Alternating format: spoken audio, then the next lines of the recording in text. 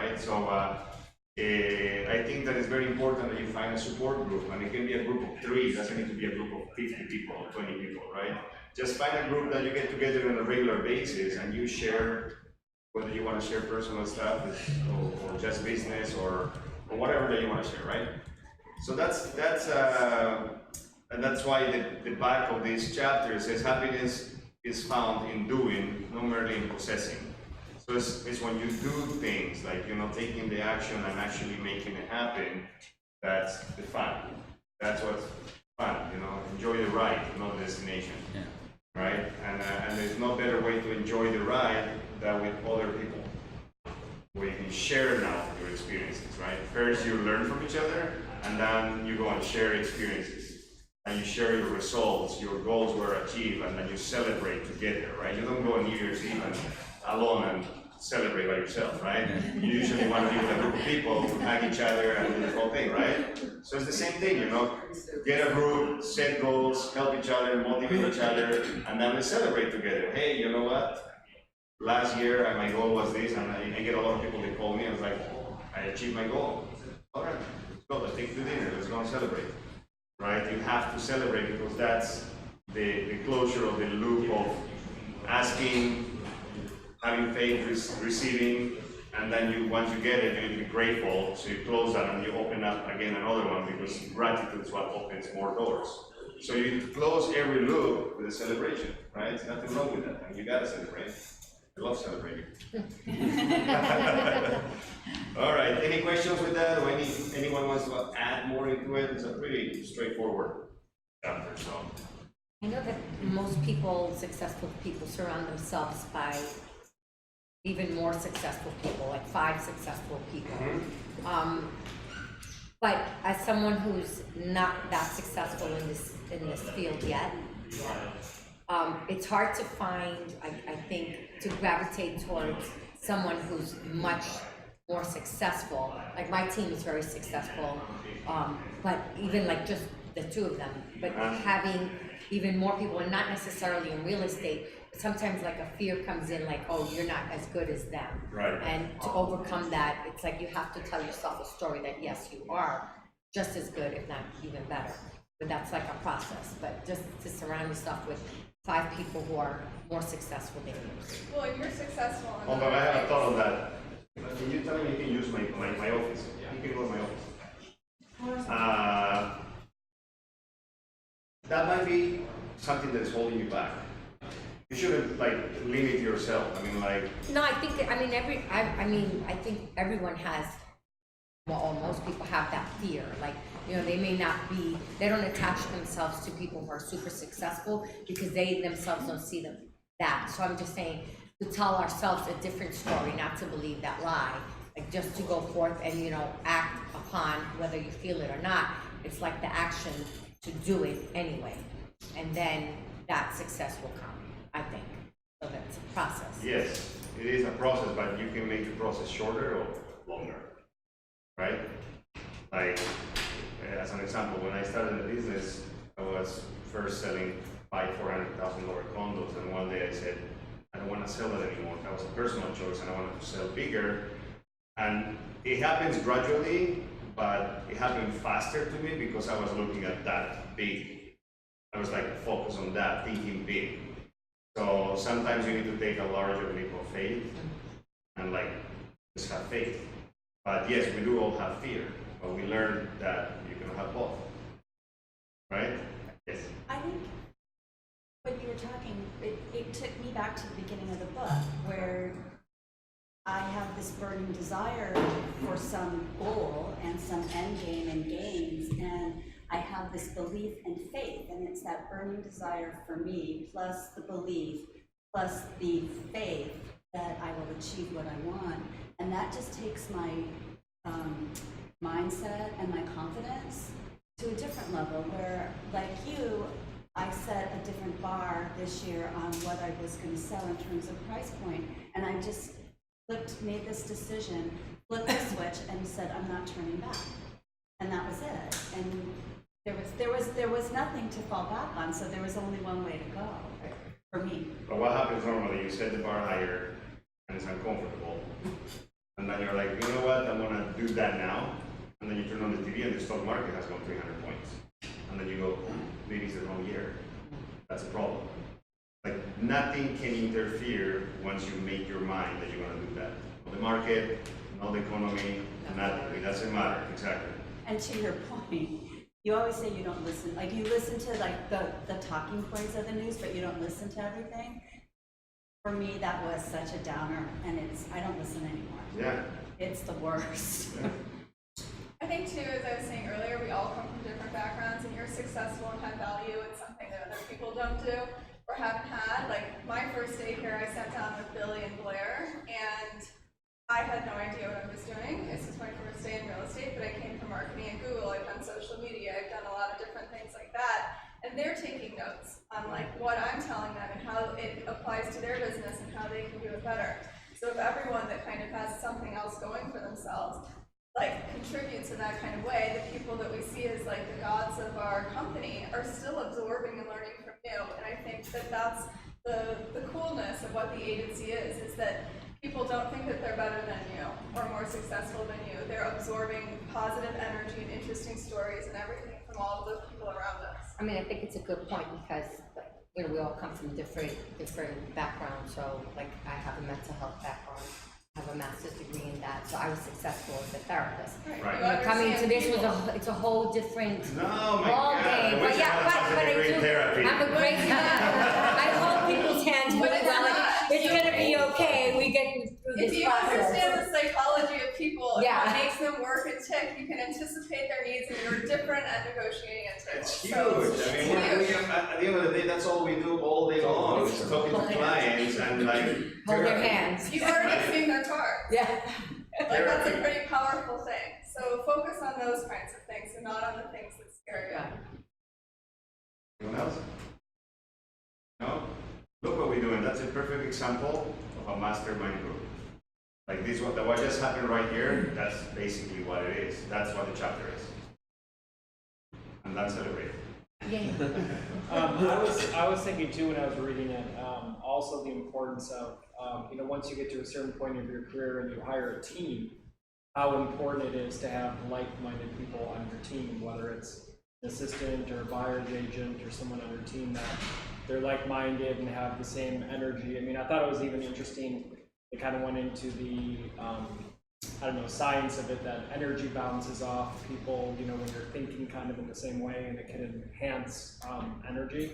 So I thought it was interesting to think about in real estate teams that you have people, that you hire the right people. Right. Yeah, you surround yourself, you know. Proximity is power, right? The closer you are with successful people, with inspiring people, with positive people, with people that you admire and everything, the closer you are, the more chances that you're going to start emulating and learning and taking it from them and imitating and then, you know, not doing business with them sometimes. You know, there are people that I look at for years and now I'm in business with, right? And stuff like that. So 100%. It's all about who you surround yourself. And that's why last week I was telling you that if you have friends that put you down and they're negative and everything, you don't need those people in your life. You just don't. That's really inspiring because I've actually told that to other people and they look at me like I'm crazy. They're like, not crazy, but just like in some ways mean, right? Because when I say to people like I don't have time for that person, I can't, you know, they think that I'm not being supportive, and so sometimes I've kept people in my life that are negative people because I don't want to be that person who cuts someone off. But you saying that kind of validated the way that I've always thought, that you shouldn't have that negativity in your life, and that you should surround yourself by positive people that make you feel good about yourself rather than bring you down. So it was really, like, I left that class kind of feeling empowered with that feeling that I can like walk away from people that bring me to a lower level. So that was awesome. Right. And then there are many people that you love that they're gonna be part of your life because they're relative or something, right? So then you just need to choose how you want to hang out with those people. You know, you might not want to do a 3-hour barbecue with that person, maybe you want to just go and have a coffee. right? So just find a way how to limit it to where they won't have time to tell you all their bad stories, right? So you get together, you have a coffee, I gotta go. For 2 now, so it doesn't Get affect together, you. you know, I love it. Bye. So find ways how to navigate that, you know, it doesn't have to be, you know. I feel like people are either like life happens to them or life happens For them. for them. Yeah, And the people that like life happens to them, the amount of hours I've tried spending to explain, like, you know, get them to convert, it doesn't happen, people don't change. So it's learning how you can control your feelings and what you think and just not letting it matter. it's better to be a victor than a victim, right? Of what? Victor. Victor than a victim. Who else? I saw a hand over there. No? Okay, cool. Are we good? We all get it, right? What the chapter is about? Okay, next one. This is the one that a lot of people were like, what is this? This is out of my comfort zone. So I'm gonna actually wait to hear enough opinions before I tell you what I think about what this is. So it's always interesting to hear what everybody gets out of this chapter. So who wants to go first?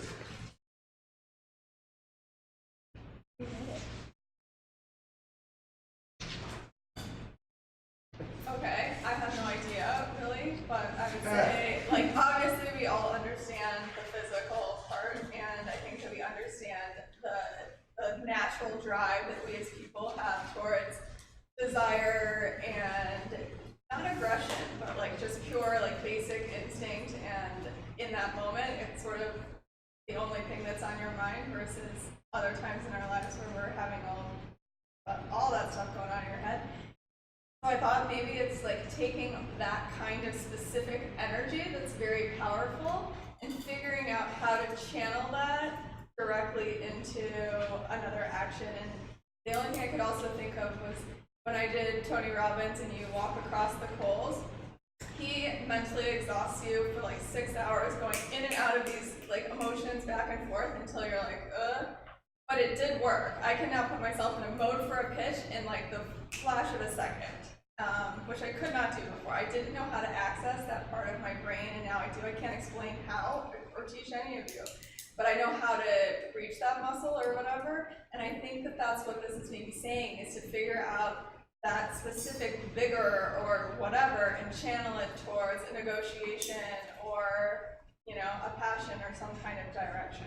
And Yes. that might be crazy. No, that's 100% exactly what this chapter is about.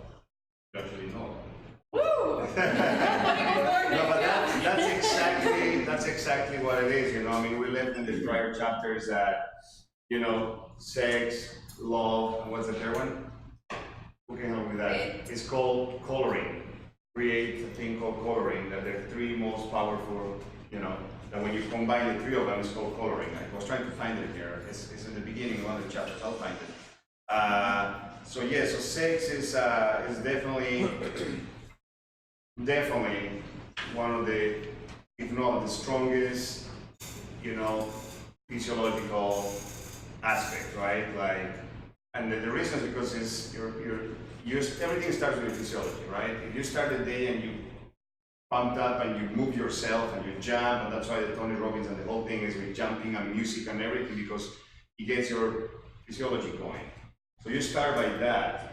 So I can guarantee you that a lot of us have a kink in our neck, or have a back pain or something, and you are like lifting things really slow, or you keep going to the gym because you have that thing in your back or whatever, but someone comes and tells you want to have sex with you, you're not gonna say, no, I have a kink in my neck. True or false? Now, you don't have to answer, just saying, okay? So what happens is that when that is so powerful that triggers in and releases all the chemicals in your body, from adrenaline to everything that is in there, that you won't have a kink in your neck the next day or after the fact. You know, it's just the way it is. So channeling that energy is so powerful. If you find a way to reading this on how to channel that, and it's weird, right? It's kind of like, okay, so we go from having sex to going selling a house. How's that gonna happen, right? But that's the tricky part. It's like you need to find a way how to train, not necessarily to use the libido to go and sell a house, right, or whatever the sexual hormones are, but to get in that state, right? Because you can be sitting still and then jump into a state of having sex like this in 1 second, right? It doesn't take a long time to warm up. It's in 1 second, unless you're doing it with the wrong person.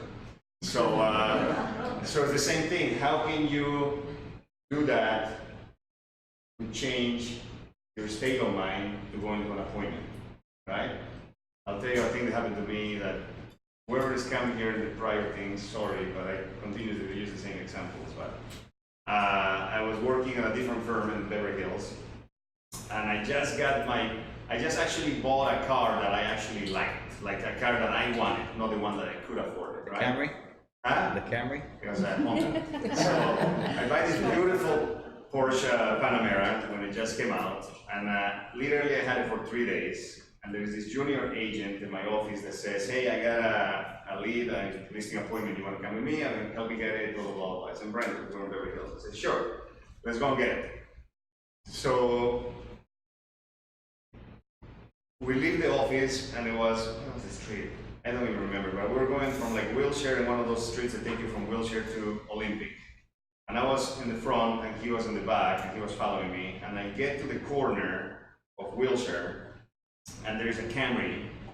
You Old said Camry was on your book 15 years It's ago. like literally trying to make a left on Olympic, which is super busy, and you know the cars are coming this way super fast. He's trying to cross that to make a left, and I'm here and I'm trying to like make a right to take Olympic to come all the way to the west side.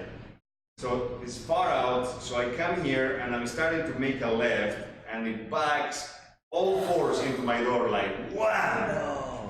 And goes forward, and he gets nervous, and backs again. Oh, the second time. And I'm sitting there like, ah! And all I can see that moment is I look at the rear mirror, and I see this guy Dominic in the back in the car, and he's like, he's more scared and panicking than me, you know. So anyway, pull over.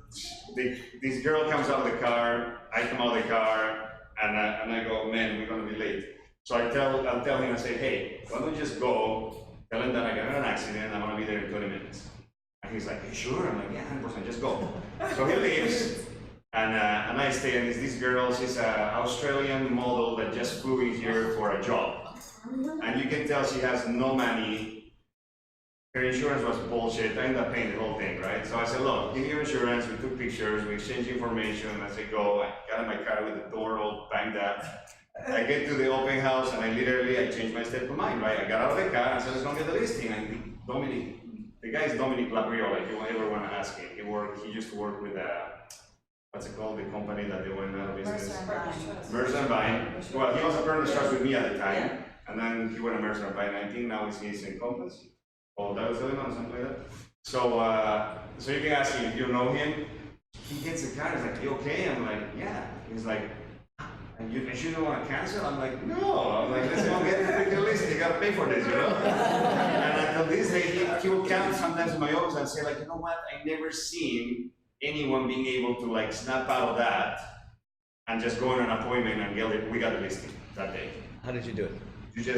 You control this. Easy to say than See, the done. thing is, you gotta practice, and that's the whole point. It's like whether you use this strong motivation or something, you gotta train. You gotta train on being in a state, and then say, okay, I'm not gonna do this. I'm gonna switch to that. And it's just a change to go like Tony Robbins does, and that's why you And guys I are went in genius. thinking this was It's like, not easy. I did this as like a favor to someone to go to Tony Robbins, and it works. Like, I can do it, and I like wouldn't It's bullshit amazing. you. Like he takes you I tried for years. It's not easy. in and out, in and out, in and out I've so never much, seen and you learn anything how like to do it. You just learn how to do it. It's the best. If the only thing I took from that 3-day, 4-day series Is that. is the ability to do that in a second, It's worth a week. it's worth like No, more it's than worth you your can have money. everything. No, I'm saying a week Everything. of practicing, yeah. Like you can go through a breakup and snap out of it and look at it through different eyes. Like, Yeah, do no, you know what I that's mean? it. It gives you that ability to get there. And I know how to access it in a second, and I don't know how to explain how, but you just know. So Yep. you have to keep on working on it. You're flipping the switch. Yes, basically. You gotta learn how to like change. And sometimes you can't like stay with like the light on forever and just be this like beast. Like, I'm not that good at it. Yeah. But Because your the mind will go reality- back, but you can turn it back on. The reality is like situations just are, right? It's a car, it crashed. That's basically what happened. What you make out of it is what it changes, right? You can make a big deal about it. You can go from like getting out of your car and punching the other person and getting arrested, getting angry and making it worse, to like, what are you gonna do? Like, How did you it's a fix the car? situation and you make it better or worse. It's a choice, right? So that's all what. He hammered out the door, painted it Yes, himself. I did. I saw it and I never noticed. Sitting in traffic in LA is also Yeah. a good example. When you're 30 minutes late to your listing appointment and you want to be like, I'm freaking out. And Yes. unless you have a helicopter that's going to pluck you out of that car, you're stuck in fucking traffic. So you might as well turn on some music, get yourself pumped up, and just be like, it is what it is. Yeah. There's Yeah. absolutely nothing you can do about So it. leave early. Earlier. All right. So relationship of achievement to high developed sex natures. Fortunate indeed is the person who has discovered how to give sex emotion an outlet through some form of creative effort. Scientific research has disclosed the significant facts that 1. The men of greatest achievement are men with highly developed sex natures. Men who have learned the art of sex transmutation. 2. The men who have accumulated great fortunes and achieved outstanding recognition in literature, if that's how it's spelled, art, industry, architecture, and the professions were motivated by the influence of women. Right? So they channel that energy and they create a piece of art, a design, whatever it is. A lot of artists get inspired on the shape of a woman. A lot of them something else. So having that ability to channel that energy and don't be an animal, basically, because that's the biggest difference between humans and animals, is that we actually can make a choice, right? We don't just act upon whatever we feel right at that moment, because that won't make any difference between us and animals. So us having the ability to make a choice, right? And you make a choice on directing energies in the right places. So that's basically what they're saying here. And it's the trickiest part. This is the trickiest chapter of the book. This is the advanced level kind of chapter, and I almost think that when they wrote this should have been like a secondary book after this book, because it's like so like heavy that I think in order to be able to do this, you need to like really master the whole prior chapters, because you need to really have the ability to know what you want, have faith, have this, have that, and everything. So when you get to that point, then you can kind of drive this chapter better, because you're gonna have the tools to do it, right? So it's good to know about it. If you have the ability to jump into this chapter and just master it and use it, fantastic. But if you're not getting it, because I didn't get it for the first 2 years, just kind of like focus on the first ones and just kind of do the first easier ones good. Like learn how to do that and become like a natural thing that you do. And then, this is a super interesting chapter. Look, the 10 stimuli of the mind. The mind responds to stimuli, through which might be heat up, high rates of vibration. We know that everything is vibration. Known as enthusiasm, creative imagination, intense desire, etc. The stimuli to which the mind responds the most freely are the desire of sex expression, love, a burning desire for fame, power, or financial gain, money. Music. Music is such an important thing in my life. Music, I live with music in my car, and music is a very important thing for me. Friendship between either those of the same sex or those with the opposite sex. You need friends. A mastermind alliance based upon the harmony of two or more people who ally themselves for spiritual or temporal advancement. Mutual suffering, such as the experience by people who are persecuted. 8. Autosuggestion. And that's why autosuggestion is important, which is in one of the beginning, it's in the beginning chapters. is because autosuggestion works. You can create faith by autosuggestion. Like if you don't believe in something, if you tell yourself 1,000 times a day for a period of time, you're gonna believe it. Fear, of course, which is not the one that we want to be motivated by, and narcotics or alcohol. Not a good idea either. Meaning, don't make that something that you have to do on a daily basis for you to operate, right? Yes, I mean, you take a pill or you do any drug, you feel good when you do it, but you cannot continue to do that daily, right? And we all know what the effects are for people that actually use that on a daily basis, right? When I read this, I thought that music was like a weird one because I thought, oh, well, we all have different interests, and how is that different than art or film or whatever? But Tony Robbins talked about the music too because he used it throughout the whole weekend a lot. And he gave the example, and I'm sure that this has happened to you guys too. When someone says, "Tell me all of the words in a song," you'd say, "I don't know all of the words." But when the song is playing, You know, I know the next word that's coming, and even if you're listening to a track, when that song is ending, I know what's coming next, which is like a weird thing that your brain is just processing. So there is scientific evidence for all of these things, and I'm friends with 2 pro athletes, and one of the things that they say before a game is don't have sex the day before the game because they want them to be animals, and there is actual scientific evidence that if you get out there and you haven't released that and mixed it with love and emotions that gives you that serenity and peace, you're going to perform better on the field.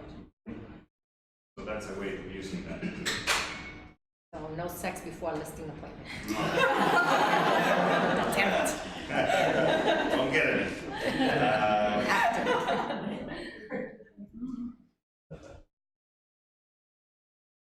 Where hunches come from? Who wants to read that part? Who wants to read part of that part? Anyone? You know what hunches are? Yeah? Intuition. Intuition. Yeah? Feelings. Yeah? Gut feeling. Gut feeling. Well, hunches is nothing other than your higher self telling you that that's the right thing to do, right? We always know what feels right and what feels wrong. Sometimes we choose to do what feels wrong. What feels right, sometimes is fucking hard, right? So when ideas or concepts flash into one's mind through what is popularly called a hunch, they come from one or more of the following sources. It can be infinite intelligence, which is your higher self, it's like energy, God, one's subconscious mind, where is stored every sense, impression, and thought impulse which ever reach the brain through any of the 5 senses, right? Your subconscious mind doesn't take things that you want to take unless you auto-suggest yourself and you do everything in here. That's why it's important to do it, because if not, it's just gonna grab stuff randomly. Bad impressions, bad habits, bad ideas, it's just gonna grab it, and then that's gonna go and imprint in the back. Watching the news, then turn on the news for 15 minutes. Dead, killed, rape,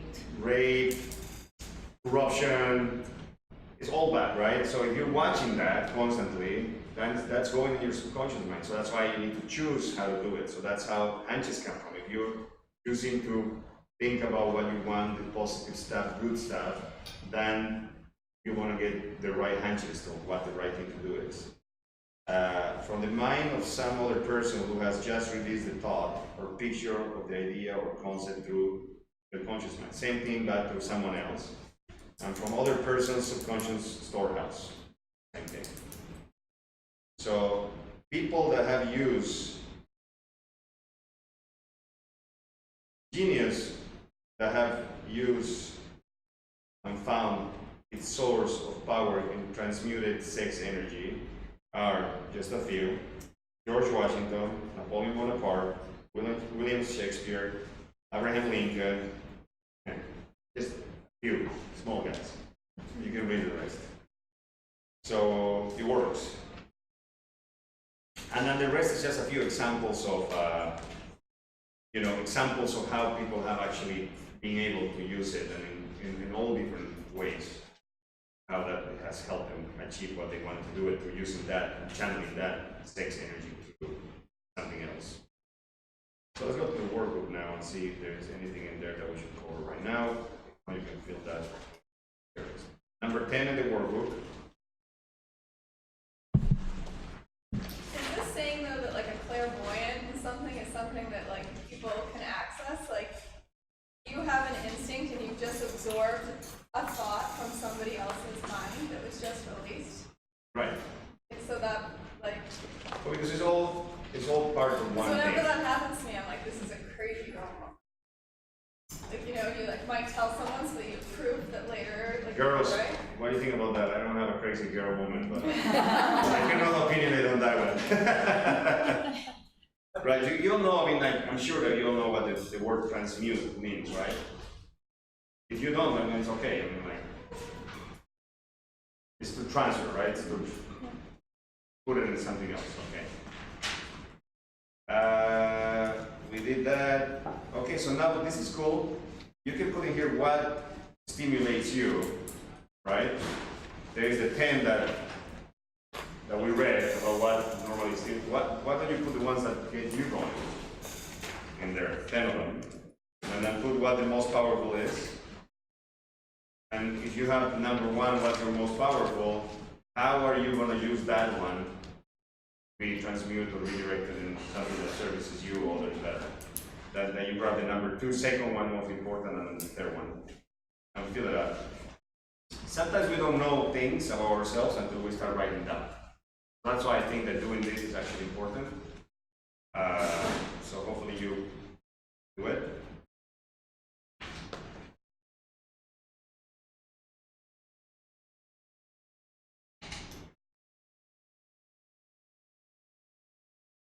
Oh, this is cool. I need someone that can read this. Page 98.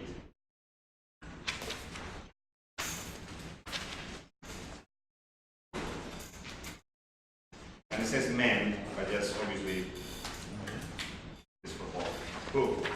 We need one volunteer that can read out loud that. Thank you. I'm borrowing. I discovered from the analysis of over. Higher. Sorry. Don't I hire just for the- I discovered from the analysis of over 25,000 people that men or women who succeed in an outstanding way seldom do so before the age of 40. And more often, they do not strike their real pace until they are well beyond the age of 50. This fact was so astonishing that it prompted me to go into the study of its cause most carefully, and carrying the investigation over a period of more than 12 years. This study disclosed the fact that the major reason why the majority of men who succeed do not begin to do so before the age of 40 to 50 is their tendency to dissipate their energies through overindulgence in physical expression of the emotion of sex. The majority of men never learn that the urge of sex has other possibilities, which far transcend in importance that of mere physical expression. The majority of those who make this discovery do so after having wasted many years at a period when the sex energy is at its height. Prior to the age of 45 to 50, this usually is followed by noteworthy achievement. Does it make sense? Based on what we talked, right? Yeah, well, I mean, when you're dealing with like, you know, a 20-year-old and all he thinks about is sex, he's not really thinking about, you know, his other aspects of his life, and they're just so focused on their drive, and they're so unilaterally focused. Where it's kind of saying that as they mature and as they get older, they kind of learn to use those urges in different ways, not only the physical, but, you know, through business, through work, through other relationships, et cetera, et cetera. Yes, And mixed 100%. with love. So you When can, you're 20, it's kid love. so you can actually give a little bit of credit to that, the fact that a lot of people are successful at a much younger age now. Yes, technologies help that now you have multi-millionaires and billionaires that are much younger than it used to be. Before you need to be, I just read an article on big super yachts, and I was reading it to Laura Griffin, And when before the owners of the super yachts, I'm talking about yachts that are worth 100 million plus, were only people there in the 60s or 70s. Now the owners of the super yachts are people that are in the 30s and 40s, right? So it's changed through the years because before it took more time, technology was slower, the pace is lower. Technology has moved things faster, opened all opportunities and all that kind of stuff, but also the fact that kids now start earlier too. So that also has moved forward because they kind of want to start early with the whole sex thing and everything. So they start early, so therefore they get, instead of getting to their 40s to start making the right decisions and start building up, they might do it sooner. It might be 35, right? And with the addition of technology there, now you see a lot of under 30-year-old multi-millionaires, right? Because it's a combination of both kind of things. Obviously, this book was written in 1800s, so yes, then if you were ultra wealthy at 45, it was a big deal, right? Because most people accumulated at the age of 60, 70. So that's basically with this chapter. Always a fun one to cover. I like to see the faces of all the new people that hear it or read it for the first time, and it's an interesting one. So yes. I have another question. Is it only about like when you say like kids like having sex, is that what you mean? Kids having sex at a younger age? Like if a kid starts having sex at 13 instead of 18, does that put him in a better place? Or is it because we are now much more accepting of men having feelings and talking about feelings nowadays than we were 30 years ago?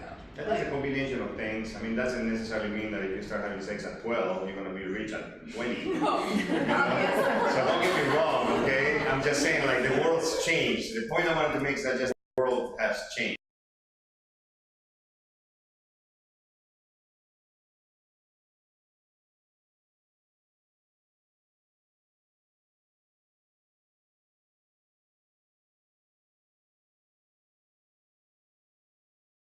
I think that is a combination of a lot of things that has changed the way how things are. So, well, I think it also depends on when you talk about people becoming wealthy or younger. You know, there's things that, you know, come about in the last 20 years. You know, things like internet millionaire. Somebody 22 starts a company out of, you know, right. Technology. Yeah, it's part of the technology. But they also, when they're starting those things, they have less to lose. You know, they're 20-something years old. They might be, you know, sharing an apartment with some friends or whatever. You know, like the famous Snapchat thing. They were living in his dad's house in the Huntington over the summer vacation, and they invented Snapchat kind of thing. They're living in his dad's house. They're 22 years old. They're going out there having a good time. They don't really have that much to lose. So it's like We're total nerds coding in the basement. Well, having sex. yeah, but those those nerds were Yeah. buying $70 million houses Oh, because they yeah. sold Minecraft for $2 billion Right. to Microsoft. So I think it's also part of that. Well, whatever. But the point is also is that we see a lot of these people becoming wealthier younger because of things like that, where you start to look back at generations. I had this conversation on Saturday night with an extended family member who, you know, one of those guys started with nothing and built a business and found one really good idea and turned it into something that became millions and millions of dollars, you know, kind of thing. And I mean, we were talking about the fact that he lives in a beautiful house that I sold him in the Palisades, and he was saying, you know, these kids are inheriting millions of dollars, and they're doing this stuff, you know, based on like what, you know, people like me made, and it all seems to them like it came easy because they didn't have to work for it, you know. And he was joking, he's like, I'm spending it all, I'm not leaving it to anyone because I made it, I worked hard for it, you know, that's why, you know, whatever. But it's one of those kinds of things is that I think it's also different, you know, depending on how you feel about it, whether you're like, oh, I'm 22 and then at 25 I sold my company and now I'm worth $50 million versus the guy who at 30 was worth $5 million and 35 was worth, you know, like, you know, actually built it and did the you know, and having kids, I mean, I see my kids, they're like, you know, oh, that guy goes on YouTube and he has 50 million followers and he makes $1 million a year and all that stuff. By Yeah, doing God. video games. Yeah. I'm sure you hear the same thing, like all that kind of stuff, like all that kind of stuff, and it's like, and I look at it as like, go get a fucking real job, you know, like what is that? But you know, in the meantime, the other part of me is like, well, listen, if they're going to figure out a way to monetize that, I commend them, you know, yeah, like it's tough. I don't agree with it, but at the same time, it's like, yeah, hard to fault it if they figured out how to Right. make money off of it. So, all right, guys. If there's no more questions, I have to leave actually. But it was fun. We'll see Thank you you. next week, next Friday. And just to be clear, we're gonna do next chapters are 11 and 12. Well, the subconscious mind 12 and 13. and the brain. And then we have we have 2 more classes and we're done. Bye. Bye. Bye.